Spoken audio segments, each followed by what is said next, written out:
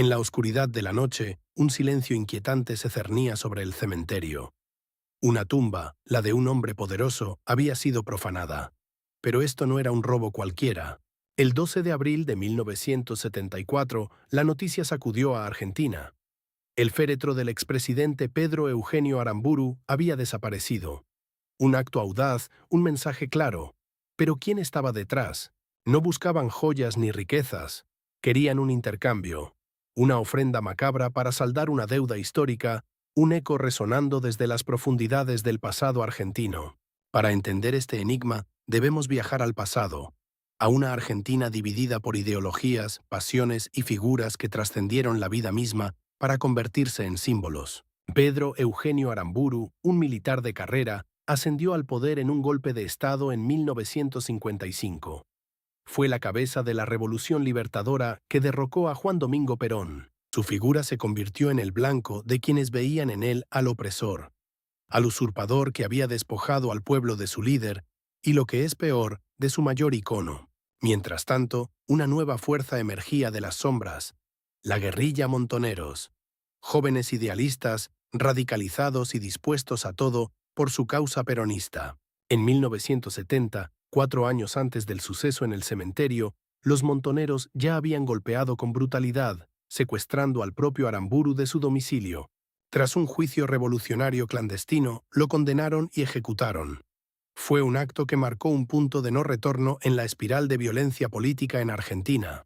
Pero la verdadera pieza de este ajedrez macabro era el cuerpo de Eva Perón.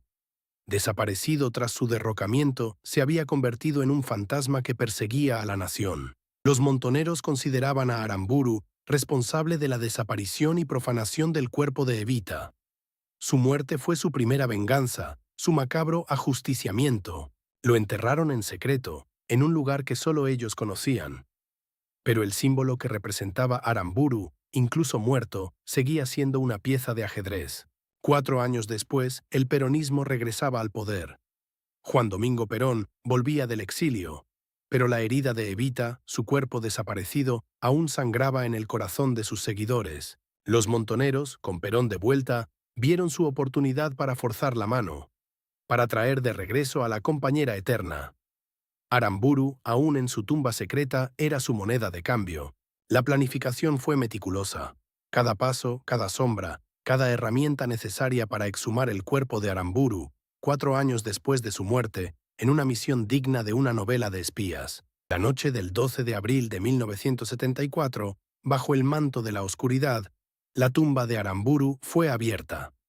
El silencio del cementerio se rompió solo por el sonido de las palas. El objetivo no era solo llevarse el cuerpo, era enviar un mensaje contundente, una provocación que nadie, ni siquiera el gobierno de Perón, podría ignorar. El descubrimiento de la tumba vacía fue un shock nacional. La ultraizquierda montonera había declarado la guerra, no solo a los vivos, sino a los muertos y a su memoria. La demanda fue pública e inequívoca. El cuerpo de Aramburu sería devuelto solo cuando el de Eva Perón regresara a su patria desde su misterioso exilio en España. El cuerpo de Evita había sido escondido por los militares que derrocaron a Perón, para evitar que se convirtiera en un símbolo de resistencia. Un temor que se hizo realidad. La presión fue inmensa.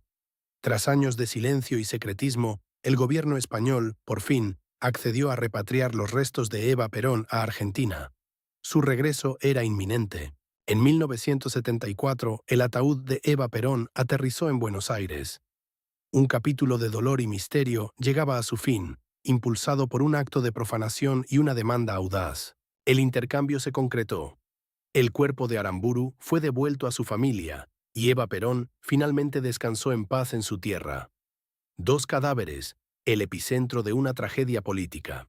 Este suceso no solo reveló la profundidad de la división política en Argentina, sino también el poder de los símbolos, incluso más allá de la muerte. El macabro true crime del cadáver intercambiado se cerró, pero las preguntas sobre la justicia, la venganza y el legado de la violencia quedaron flotando en el aire. Esta historia nos recuerda que, a veces, los misterios más oscuros de la historia no se encuentran en lo sobrenatural, sino en la profundidad de la psique humana y la política.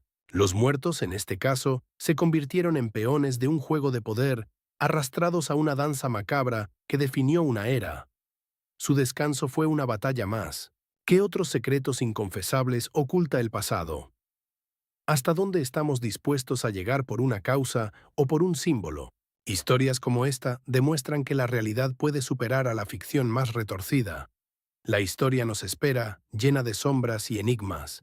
Si te atreviste a llegar hasta el final de este viaje oscuro, suscríbete, activa la campana y déjame tu comentario. ¿Qué opinas de este insólito suceso?